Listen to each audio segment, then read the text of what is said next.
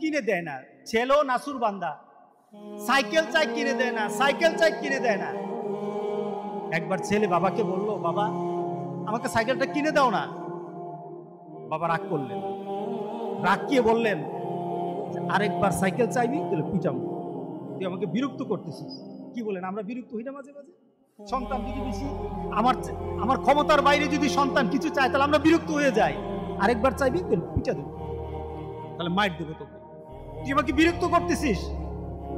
সন্তান বারবার চাওয়ার কারণে বাবা বিরক্ত হয়ে গেল।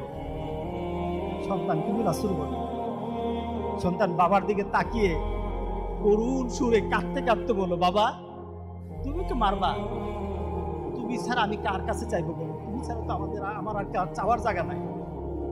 তুমি আমার আব্বা, এছাড়া আমি কার কাছে চাইবো?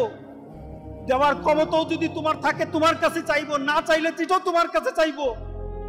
আমি কার কাছে চাইবো বলো? তুমি আমাকে ফিরিয়ে দিবে, কিন্তু আমি ফিরিয়ে দিলে দিতে পারো, কিন্তু আমি কার কাছে চাইবো? আমার তো তুমি ছাড়া কেউই নাই। বাবার সাথে সাথে ছেলেটাকে বুকের মধ্যে আঁকড়িয়ে ধরলেন।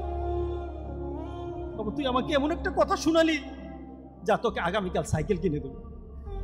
সুবহানাল্লাহ, সুবহানাল্লাহ।